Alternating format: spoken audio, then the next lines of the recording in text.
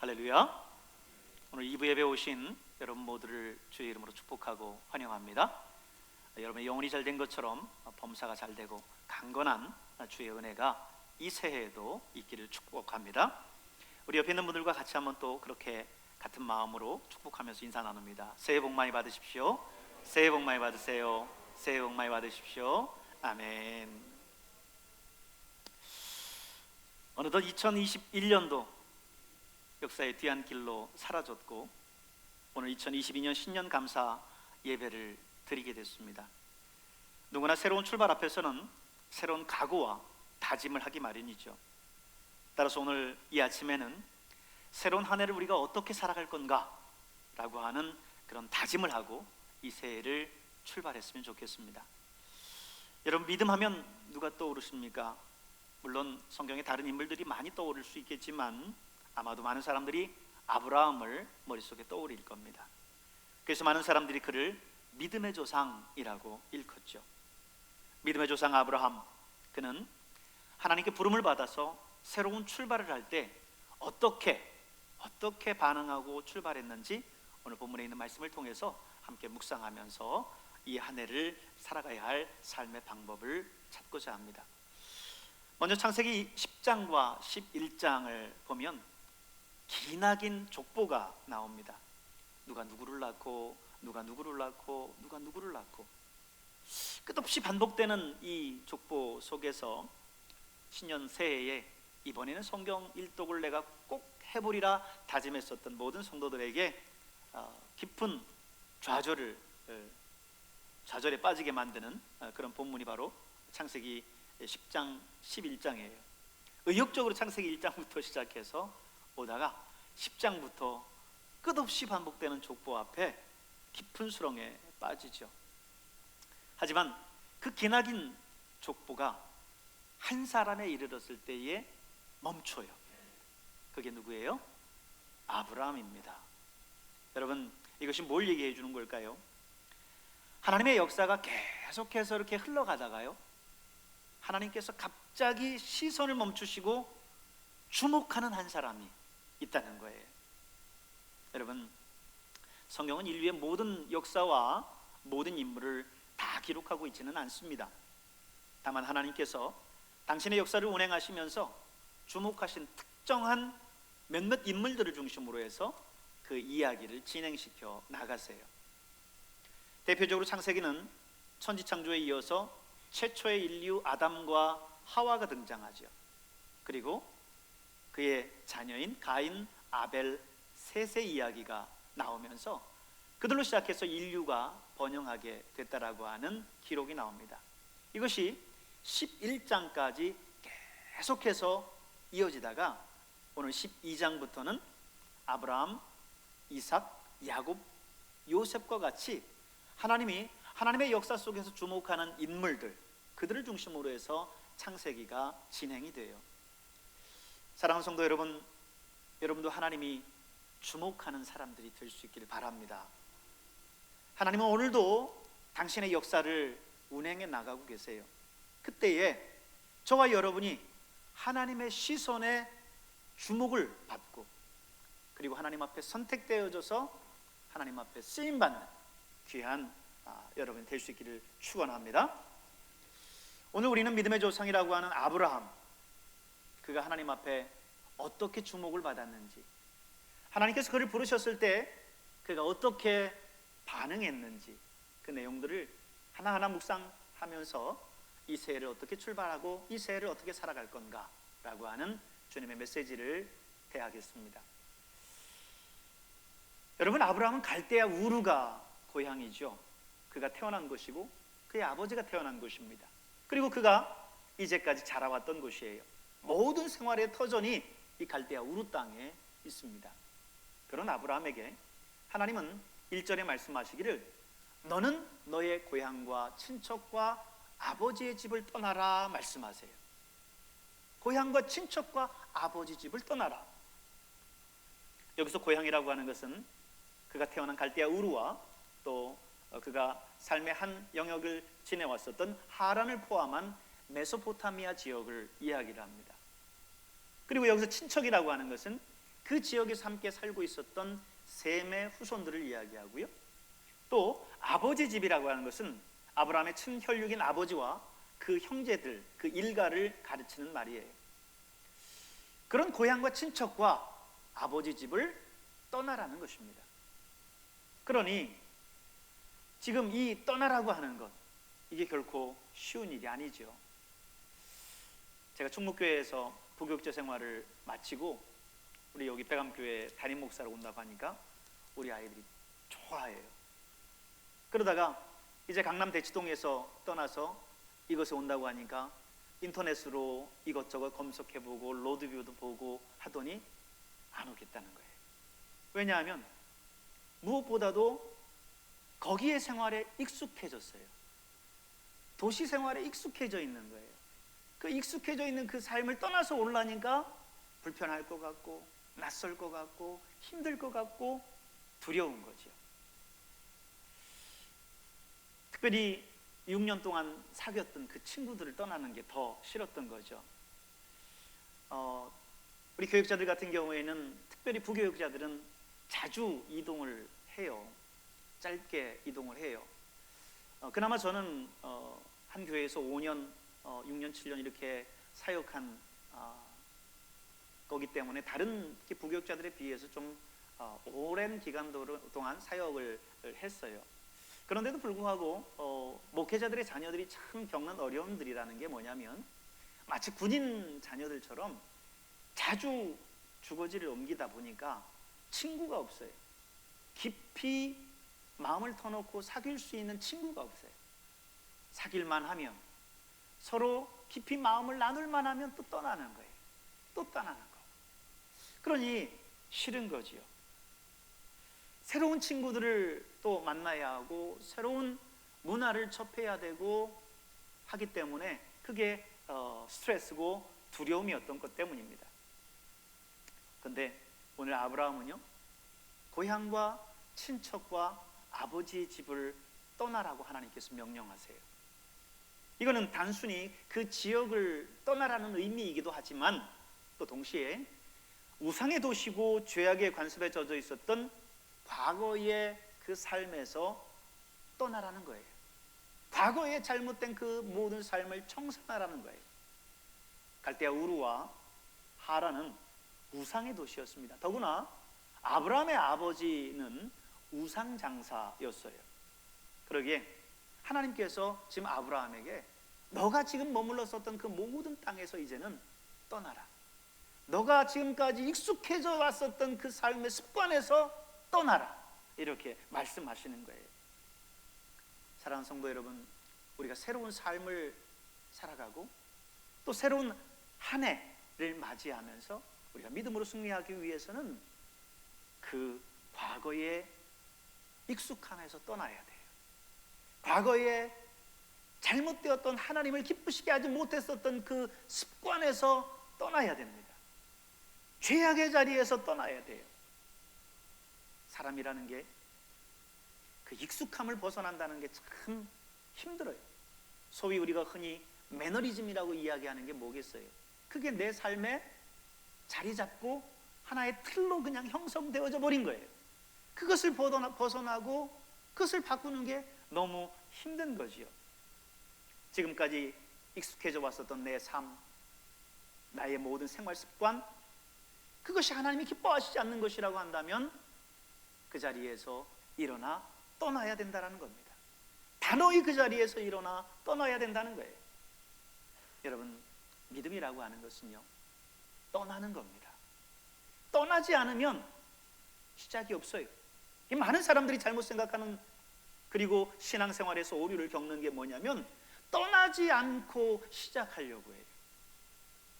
내 죄악의 자리, 과거에 하나님이 기뻐하시지 않는 그 삶의 습관, 그걸 떠나지 않고 내가 믿음 안에서 살겠다라고 자꾸 믿음으로 결단만 하니 그것이 내 삶에 변화가 있을 수가 없지요.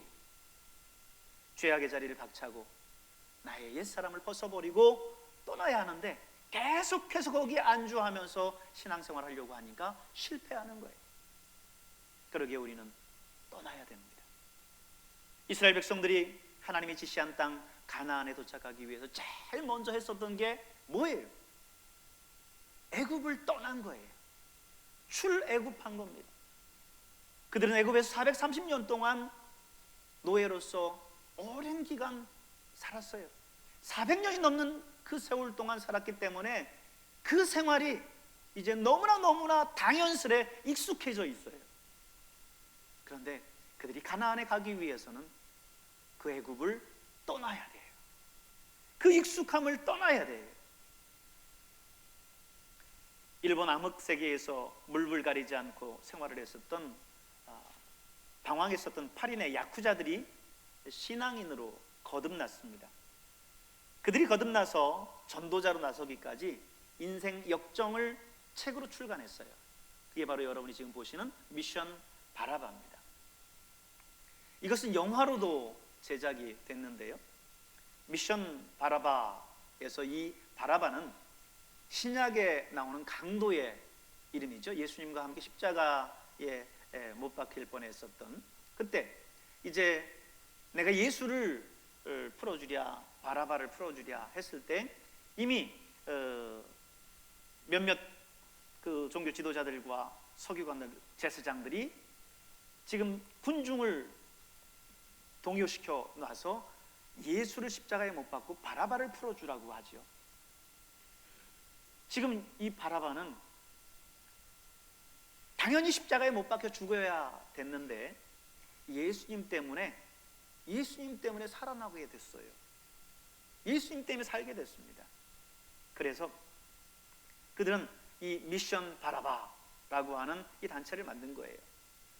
바라바는 이 미션 바라바의 대표는 스키 히로유키라고 하는 목사인데 이 목사 얘기하기를 예수 그리스도께서 우리 죄를 위해 대신 십자가에 죽으심으로 우리가 살아났습니다. 우리는 바라바라는 거예요. 사실 우리가 우리 죄로 인해서 십자가에 못 박혀 죽었어야 됐는데 예수님이 대신 십자가에 못 박혀 죽으심으로 우리가 살아났다는 거예요.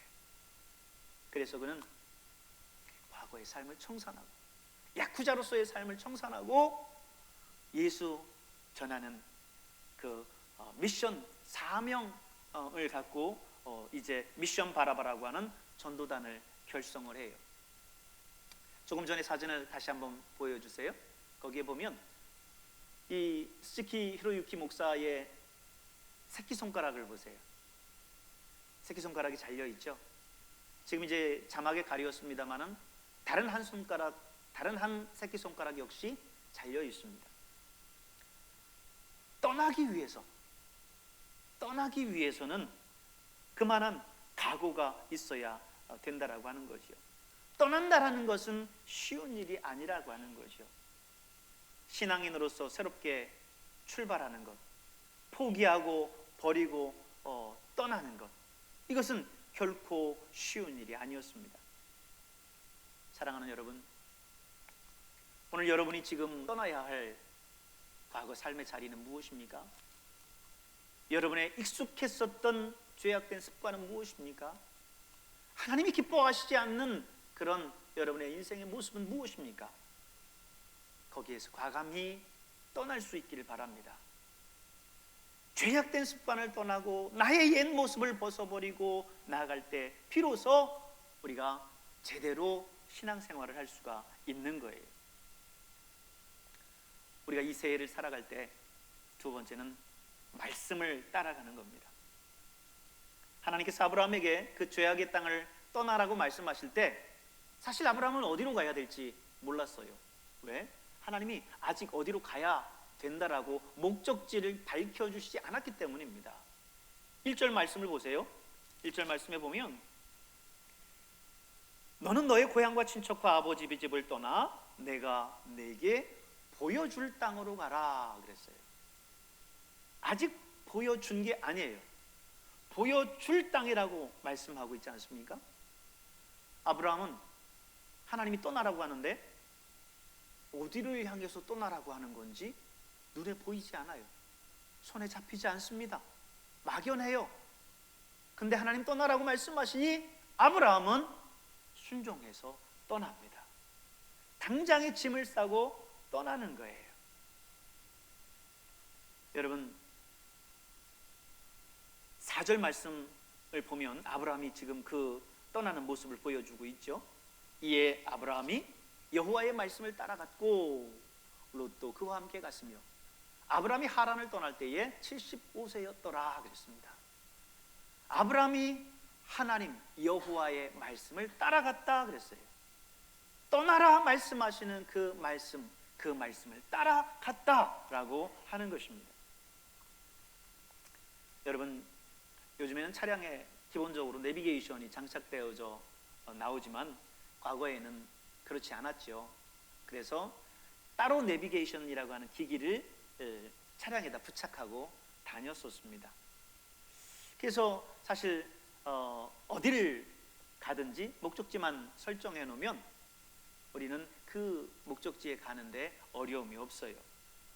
근데 여러분, 내비게이션이 안 나왔을 때까지만 해도 여러분 얼마나 힘들었습니까? 목적지를 찾아가는 게, 내려가지고 공중전화해서 전화해가지고 어디냐고 물어보고, 앞에 택시 잡아갖고 택시 쫓아가느라고 택시 뒤에서 빨간색 노란색 흔들어 가면서 그 택시 쫓아가고, 간신히 찾아가고 돌아 찾아가고 하지 않았습니까? 근데 요즘엔 내비게이션이라고 하는 게 있어요. 제가 군산 중동교회에서 약 5년의 부목사 생활을 마치고 2006년 2월에 이제 강남에 있는 충무 성결교회를 부임했는데, 제가 제일 두려웠던 게 뭐냐면 이 서울 지리에 대한 두려움이에요. 뭐 시골이나 지방의 중소도시 같지 않고 서울에 차들이 얼마나 많습니까? 차도 밀리고 또 도로도 넓고 또 워낙에 이제 넓은 곳이니까 일일이 신방 다녀야 되는데 그 집이 어딘지 모르겠고, 제가 사실 이렇게 운동을 좋아하기 때문에 운동신경은 있어서 운전은 잘 하는데 길눈이 좀 없어요. 그래서 어딘가를 찾아가려고 하면 그거 찾아가기가 쉽지가 않습니다. 갔던 데인데 또 헤매요. 근데 요즘에는 그렇지 않아요. 이 내비게이션이라는 게 있어요.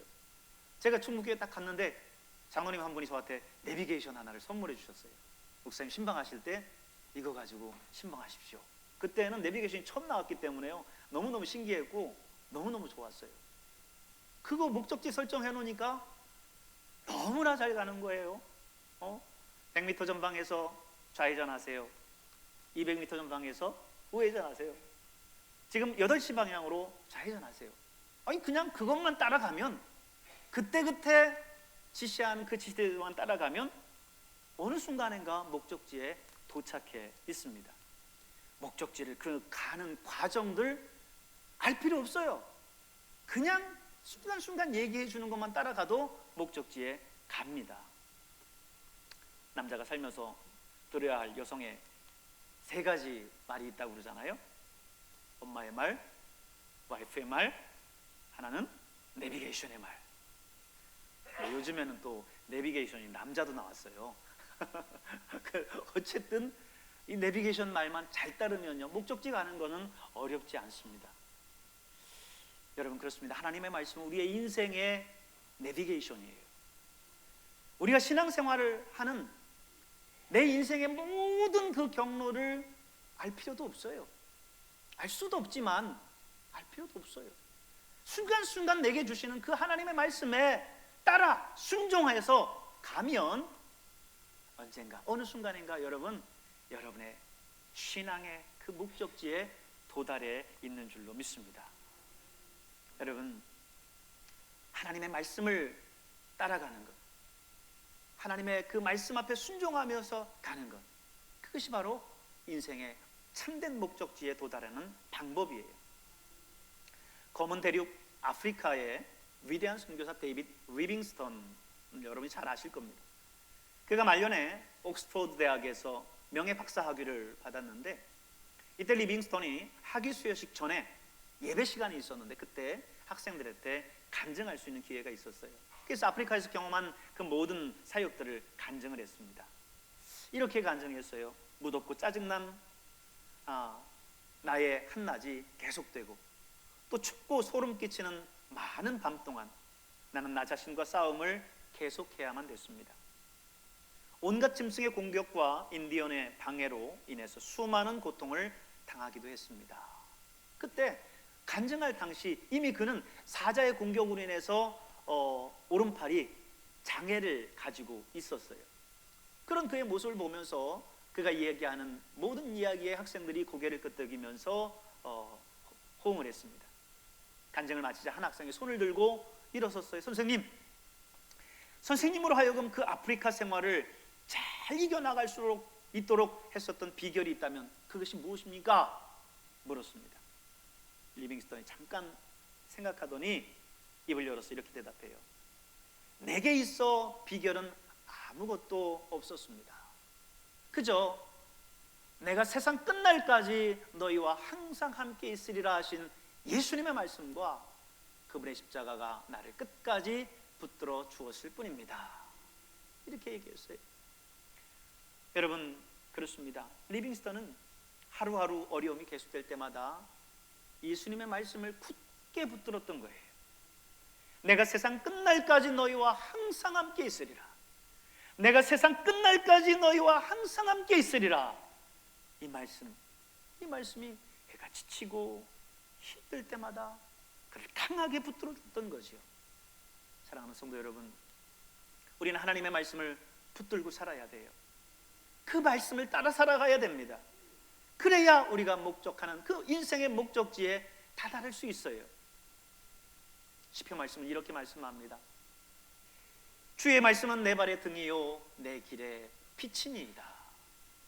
여러분의 인생에 가야 할 길 얼마나 막막합니까? 칠흑 같은 어둠이 여러분 앞에 있지요. 어디를 가야 될지, 어떻게 가야 될지 알 수 없습니다. 그러나 하나님의 말씀은 여러분의 발의 등이고 여러분의 길의 비침을 기억하십시오. 그래서 말씀 따라서 2021년 새해도 살아가시는 여러분 될 수 있기를 바랍니다. 세 번째, 아브라함이 위대했던 점은요, 어딜 가든지 그는 예배 중심적인 삶을 살았어요. 어딜 가든지 여호와 하나님 앞에 먼저 제단을 쌓았다는 거예요.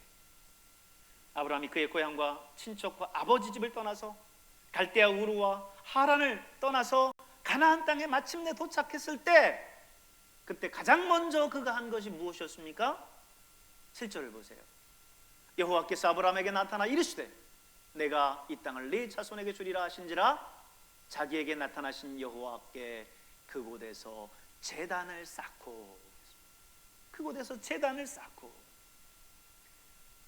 가나안으로 인도하신 그 하나님 앞에 감사하면서, 이곳에서도 하나님 나를 지켜주시옵소서 하면서 그곳에 제단을 쌓고 하나님 앞에 예배를 드렸던 거예요.